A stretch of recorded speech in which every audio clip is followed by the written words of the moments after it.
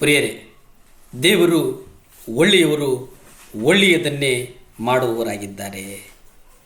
2 ಸಾಮುವೇಲ 24:24 ನಾವು ನೋಡೋದಾದರೆ, ನಾನು ನಿನ್ನಿಂದ ಕ್ರಯಕ್ಕೆ ತೆಗೆದುಕೊಳ್ಳುತ್ತೇನೆ, ನನ್ನ ದೇವರಾದ ಯೆಹೋವನಿಗೆ ಸುಮ್ಮನೆ ಸಿಕ್ಕಿದ್ದನ್ನು ಯಜ್ಞವಾಗಿ ಅರ್ಪಿಸಲೊಲ್ಲೆನು. ಇಲ್ಲಿ ನಾವು ನೋಡ್ತೇವೆ, ದೇವರು ನಮಗೆ ಉಚಿತವಾಗಿ ಕೊಟ್ಟಂಥದ್ದೇನಪ್ಪ ಅಂತಂದರೆ ರಕ್ಷಣೆಗೆ ನಾವು ಯಾವುದೇ ಥರದ ಹಣವನ್ನು ಪಾವತಿ ಮಾಡಿಲ್ಲ. ನಮಗೆ ದೇವರು ರಕ್ಷಣೆಯನ್ನು ಉಚಿತವಾಗಿ ಕೊಟ್ಟರು. ಮೌನವಾಗಿ ಕಲ್ವರಿ ಶಿಲುಬೆಯ ಮೇಲೆ ಅವರು ನಮಗಾಗಿ ತನ್ನ ದೇಹದ ರಕ್ತವನ್ನು ಚೆಲ್ಲಿದರು ಎಂಬುದನ್ನು ನಾವು ಮರೆಯಬಾರದು ಪ್ರಿಯರೇ.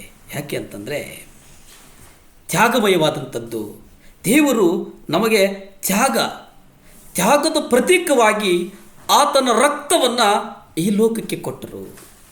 ಆ ಉದ್ದೇಶಕ್ಕಾಗಿ ನಾವು ಆತನನ್ನು ಹಿಂಬಾಲಿಸುವವರಾಗಿದ್ದೇವೆ ಎಂಬುದನ್ನು ನಾವು ಮರೆಯಬಾರದು ಪ್ರಿಯರೇ.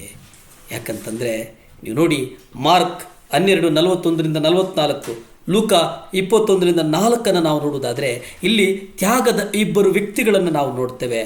ಒಬ್ಬಳು ತನ್ನಲ್ಲಿದ್ದಂಥ ಕೊನೆಯ 2 ಕಾಸುಗಳನ್ನು ಕೊಟ್ಟು ಬಿಟ್ಟ ಬಡವಿದಿವೆ. ಇನ್ನೊಬ್ಬಳು ತನ್ನಲ್ಲಿದ್ದ ಬಹು ಬೆಲೆಯುಳ್ಳ ತೈಲವನ್ನು ಯೇಸುವಿನ ಮೇಲೆ ಸುರಿದ ಮಹಿಳೆ. ಇಲ್ಲಿ 2 ಥರದ ನೀವು ಭಿನ್ನಾಭಿಪ್ರಾಯಗಳನ್ನು ನೋಡಬಹುದು. ಒಂದು ಏನೂ ಇಲ್ಲದೆ ಕೊಡುವಂಥದ್ದು, ಇನ್ನೊಂದು ಎಲ್ಲವೂ ಇದ್ದು ಕೊಡುವಂಥದ್ದನ್ನು ನಾವು ನೋಡ್ತೇವೆ. ಇಲ್ಲಿ ಈ 2 ಕಾರ್ಯಗಳನ್ನು ಕರ್ತನು ಅಗಾಧವಾಗಿ ಪ್ರಶಂಸೆ ಮಾಡ್ತಾನೆ. ಕಾರಣ ಏನಂತಂದರೆ, ಅದು ಇಲ್ಲಿ ಒಂದು ಮುಖ್ಯವಾಗಿ ಏನಂತಂದರೆ, ಒಂದು ಅಳಿಯದೇ ಇರುವಂಥ ಒಂದು ಪಾಠ ಇದೆ. ಈ 2 ಸ್ತ್ರೀಯರು ತಮ್ಮ ಭವಿಷ್ಯಕ್ಕಿಂತ ನಾಳೆಯದನ್ನು ಯೋಚನೆ ಮಾಡದೆ ದೇವರೇ ಶ್ರೇಷ್ಠವೆಂದು ಎಣಿಸ್ತಾರೆ ಅನ್ನುವಂಥದ್ದನ್ನು ಇಲ್ಲಿ ನಾವು ಗಮನಿಸಬೇಕಾಗ್ತದೆ. ವಿಧವೆ ತುಂಬ ಬಡತನದಲ್ಲಿದ್ದರು, ಆದರೆ ಆಕೆ ತನಗಿದ್ದದ್ದೆಲ್ಲವನ್ನು ಅಂತಂದರೆ ಜೀವನಾಧಾರವನ್ನೇ ಕೊಟ್ಟು ಬಿಡ್ತಾಳೆ. ಅವಳು ದಶಮಾಂಶ ಮಾತ್ರವಲ್ಲ, ತನ್ನಲ್ಲಿದ್ದ ಸಂಪೂರ್ಣವಾಗಿ ಕೊಟ್ಟು ತನ್ನ ಭವಿಷ್ಯತ್ತಿಗಾಗಿ ದೇವರನ್ನು ನಂಬಿದಳು. ಇನ್ನು ತೈಲವನ್ನು ಲೆಕ್ಕಿಸೋದಾದರೆ ಅದು ಒಬ್ಬ ಸಾಮಾನ್ಯ ಕೂಲಿಕಾರನ 1 ವರ್ಷದ ಕೂಲಿಗೆ ಸಮ ಎಂಬುದನ್ನು ನಾವು ಗಮನಿಸಬೇಕಾಗ್ತದೆ. ಆದರೆ ಆಕೆಯೂ ಸಹ ದೇವರನ್ನು ನೋಡಿದಳು, ದೇವರ ಪ್ರೀತಿಯನ್ನು ನೋಡಿದಳು. ಆ ಉದ್ದೇಶಕ್ಕೋಸ್ಕರ ಇವರಿಬ್ಬರು ಬಹಳ ಮುಖ್ಯ ಎಂಬುದನ್ನು ನಾವು ಗಮನಿಸ್ತೇವೆ. ಈ ಸುವಾರ್ತೆ ಅನ್ನುವಂಥದ್ದು, ಈ ಸುವಾರ್ತೆ ಲೋಕ ಎಲ್ಲೆಲ್ಲಿ ಸಾಗುತ್ತದೋ ಅಲ್ಲೆಲ್ಲವೂ ನಾವು ಬಹಳ ರೋಮಾಂಚನಕರವಾಗಿ, ಕುತೂಹಲಕರವಾಗಿ ನಾವು ಕೆಲಸ ಮಾಡಬೇಕಾಗ್ತದೆ ಅನ್ನುವಂಥದ್ದನ್ನು ನಾವು ಗಮನಿಸಬೇಕಾಗ್ತದೆ ಪ್ರಿಯರೇ. ಯಾಕಂತಂದರೆ ಉತ್ತಮವು ಉನ್ನತನಿಗೆ ಉತ್ತಮ ಎಂಬುದನ್ನು ನಾವು ನೋಡ್ತೇವೆ. ಹಾಗಾಗಿ ದೇವರು ಒಳ್ಳೆಯವರು, ಒಳ್ಳೆಯದನ್ನೇ ಮಾಡುವವರಾಗಿದ್ದಾರೆ. ಪ್ರಾರ್ಥನೆ ಮಾಡಿಕೊಳ್ಳೋಣವೇ. ಭೂಮಿ ಆಕಾಶಗಳನ್ನು ಉಂಟು ಮಾಡಿದಂಥ ಸರ್ವಶಕ್ತನಾದಂಥ ದೇವರೇ, ಕೂಚಾನು ಕೋಟಿ ಸ್ತೋತ್ರ ಸ್ವಾಮಿ. ದೇವಾ, ನಿಮ್ಮ ರಕ್ತಕ್ಕಾಗಿ ವಂದನೆಗಳು ಸ್ವಾಮಿ.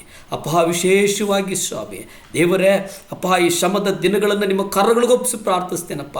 ಅಪ್ಪ, ಈಗ ಸ್ವಾಮಿ ಮಕ್ಕಳಿಗೆ ಎಲ್ಲ ಕಡೆಯೂ ಸ್ವಾಮಿ ದೇವಾ ಪರೀಕ್ಷೆಗಳು ಪ್ರಾರಂಭ ಆಗಿದೆ ಸ್ವಾಮಿ. ಮಕ್ಕಳು ಓದಿದ್ದು ದೇವರ ಒಂದು ವಿಶೇಷವಾದಂಥ ಜ್ಞಾನದಿಂದ ಸ್ವಾಮಿ.